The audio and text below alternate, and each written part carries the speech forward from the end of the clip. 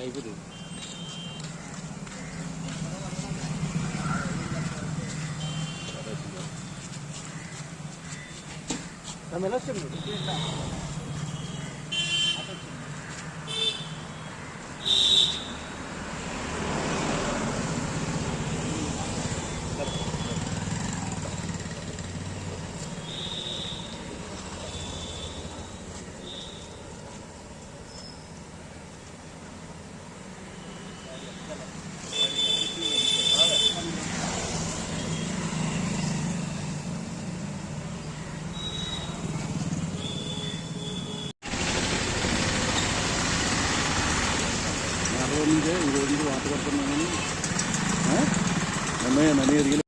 అక్కడికి జరిగిన అన్యాయానికి న్యాయం జరగాలని, అలాగే రాబోయే రోజుల తరాల్లో అక్కలకి చెల్లెలకి ఒక కొత్త చట్టాన్ని, కొత్త చట్టాన్ని తీసుకురావాలని మేమైతే విజయవాడ టు కోల్కతా 1400 కిలోమీటర్లు అయితే పాదయాత్ర మొదలుపెట్టామండి.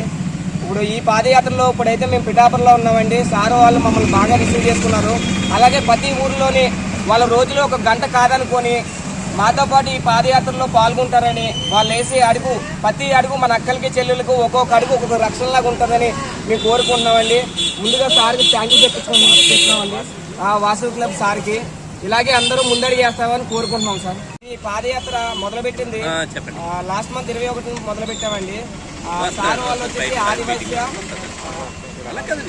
వాసవి క్లబ్ పిఠాపురం ఆదివాసీ సంఘం నుంచి అయితే మమ్మల్ని రిసీవ్ చేసుకోవడం, ఘన స్వాగతం అయితే పలికారండి.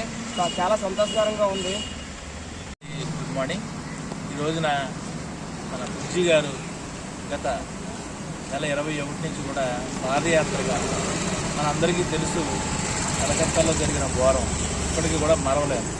మరి ఆ విషయం మీద స్పందించి మరి చిన్నపిల్లలైన వాళ్ళు పెద్ద మనసుతో ప్రజల్లో అవేర్నెస్ తీసుకురావాలని ముఖ్యమైన ఉద్దేశంతో వాళ్ళు చేసే ప్రయత్నాన్ని మనందరూ ఏకగ్రంథంగా సమర్థించాల్సిన అవసరం ఉంది.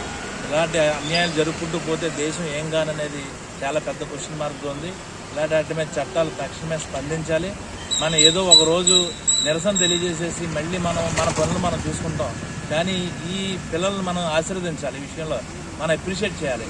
మరి ప్రతి చోట కూడా వీళ్ళని రిసీవ్ చేసుకుని మీ యొక్క పద్ధతిలో వారికి సంఘీభావం తెలియజేయాలని చెప్పేసి మా పిఠాపురం ఆర్యవైశ్య సంఘం నుంచి, అలాగే వాసవి క్లబ్ నుంచి మేము ఈ యొక్క మద్దతు ఇవ్వాలి తెలియజేయడం జరిగింది. మరి వీళ్ళు వెళ్ళిన ప్రతి చోట కూడా వారికి మన యొక్క సమర్థత, మన యొక్క సంఘీభావాన్ని తెలియజేసి వాళ్ళ యాత్ర జయప్రదం కావాలని, వాళ్ళు చేసిన సంకల్పం ఫలప్రదం అవ్వాలని ఈ యొక్క సందర్భంగా నేను తెలియజేసుకున్నాను. Thank you.